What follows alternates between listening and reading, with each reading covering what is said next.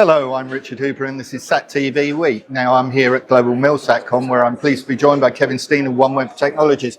Kevin, thank you for joining us today. Thanks for having me. Your approach to government services, has it changed since the merger with Eutelsat? So the merger gives us the opportunity to tightly integrate a hybrid solution. And so while we're not exclusive, if you will, because that geo bandwidth, they need a provider who's wherever they need to be, but it gives us the ability to integrate on the back end a much more tighter hybrid LEO-GEO solution that will give our customers certain benefits. So while we'll be agnostic to an SDN, we'll leverage any SDN if customers bring their own, but it'll allow us to bring a much more integrated SDN solution to our customers, which is the whole value proposition of the merger, was a hybrid LEO-GEO offer. Now, you're not adverse to bringing off-the-shelf products into the system, are you? Not at all. Not at all. We are not vertically integrated. As a matter of fact, our U.S. military customers love the fact that we'll bring the best-in-class commercial technology, if you will, to bear with custom solutions, bespoke solutions. So being more of an open architecture, if you will, agnostic to third-party technologies, absolutely delights our end users because now they're going to know they are going to get access to a wide variety of commercial technologies versus something that has just been developed in-house and it has a much more limited set of choices to make.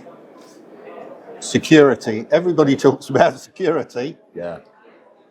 For military-grade systems Yes. and the US government in particular, how do you approach that? Paramount. So I'd say a couple things on that. Number one, the architecture of the constellation was designed in such a way that it is inherently secure in terms of beam hopping, right? So we change frequencies every 11 seconds. We change satellites every 2.5 minutes. So it's got its inherent nature is secure in that context. Then there's a whole host of military standards that they publish that you must meet if you're going to do business with the U.S. government.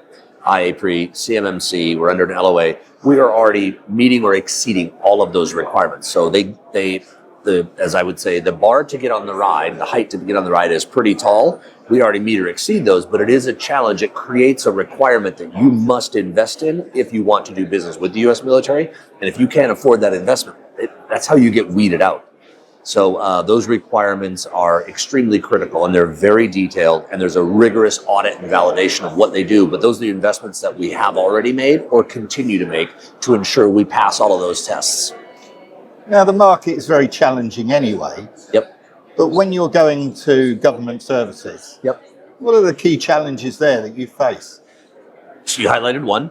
You better have your security house in order. They are going to validate every element of your solution, whether it's from a cyber angle or from a hardware or a procurement angle. They will validate everything.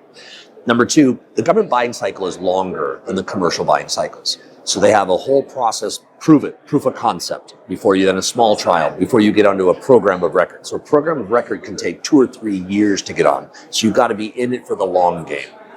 And then the actual procurement process, they're actually streamlining it now with the P-LEO contract. We put a framework agreement in place. So we were awarded one of the awardees of a $900 million IDIQ with the U.S. government. But now they are set up to issue task orders that they can issue an award within 5 days. So that's a positive. They are changing that model. Third is they're going to an as-a-service model. All of their historical purchases have been much more CapEx driven. Now with the adoption of an as-a-service model, they use different colors of money to buy from commercial providers like us. So those are kind of like the pros and cons, right? As the buying cycle is long, but they pay their bills. They are adapting third-party technology much more aggressively, and they are conscientious. They're looking for ways to be easier to do business with. They want to adopt better streamlined process and procedures in order to have access to a much broader set of companies and not make it so hard to do business with them. So I think pros and cons, but it's a challenge, but it's a fun one.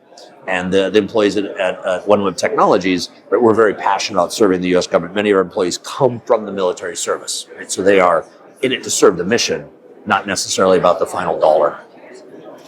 And finally, not everybody is super excited about LEO constellations. What would you say to them? Oh, okay. Game changer. Today, there are only 2 active constellations today offering live service, right? That's it. I think that the promise that we've been talking about for years in this industry, the disruption it's bringing, is here.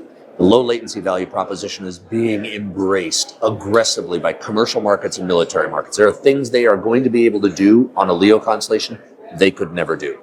The geo investments they've made are not going in the trash. This is not a wholesale shift. They will leverage their existing geo investments, but add LEO as a capability to deliver new capabilities and new services that couldn't be done before. This is not going to shift. This is shifting our industry, bringing more investment, more dollars, more capabilities into the industry. This is one of the drivers that is fueling the growth of our SATCOM industry right now is LEO. So I am obviously very passionate about this, and I'm excited what it does for us as a satellite industry. Kevin, thank you very much. Thanks.